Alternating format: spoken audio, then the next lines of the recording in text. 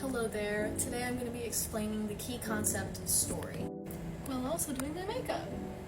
I also might not look at the camera the whole time, because my mirror is here and my script is there, so work with me, please. First things first, I gotta get my hair out of my face. So this is how I'm gonna look for this video. Stories are used in every aspect of our lives. Whether we're recounting a memory, writing a fairy tale, or reading poetry, almost everything we read, write, and say tells a story. Stories don't just have to be words either. Dance, illustration, photographs, music, every little thing can be a story. Stories usually have a beginning, a middle, and an end, but that isn't always true. Different cultures have a variety of story structures. Since the dawn of humanity, we've been telling stories with ancient carvings and hieroglyphs that are still being found worldwide today. These images help us understand what it was like living in those times. As language formed, speaking and writing became the most ideal ways of communicating and storytelling.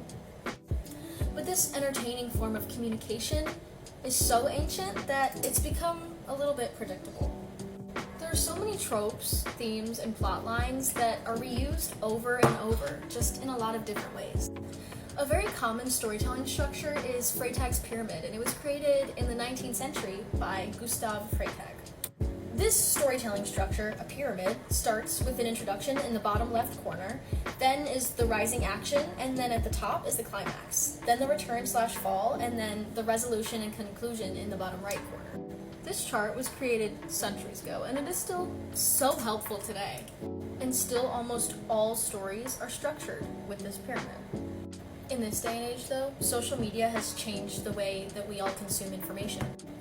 Instagram, TikTok, Twitter, and Facebook make it increasingly easy to find and tell stories, but social media can lead to stories being twisted or misconstrued. There's always a political story circulating on the internet. Stories like these are designed to make people angry, and they tend to be biased. And in our own communities, stories can even give us power. Stories also have a cultural impact.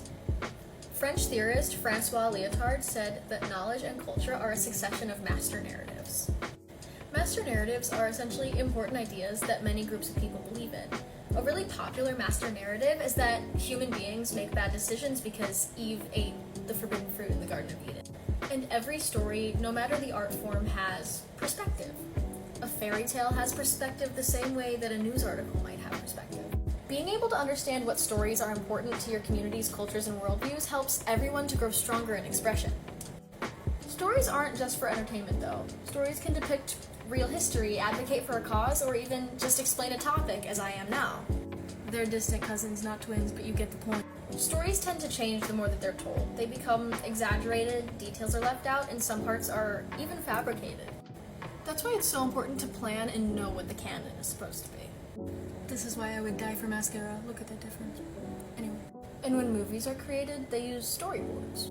They have every component of the story beginning to end to make sure that everything stays on track. It's essentially just like a roadmap of the story. Stories everywhere, and everything that involves communication has story in it. We're all just so used to it that we don't really pay much attention to how it shapes our lives. In our classes, if research is involved, story's involved. Now when it comes to AI, things get a little bit tricky. AI cannot create its own ideas because it has no original thoughts. In order for it to work, it has to analyze other people's work to reach a conclusion. Story is useful for everything though. Any idea that you're trying to promote or create uses story. An important aspect to consider though is your audience. Making sure you know how to appeal to different groups of people is very helpful in storytelling. Stories shape who we are as people, and they help us relate to others. Storytelling is what helps us bond as people, and it's innately human. Thank you guys for watching and listening to me yap. That is the conclusion of my English final.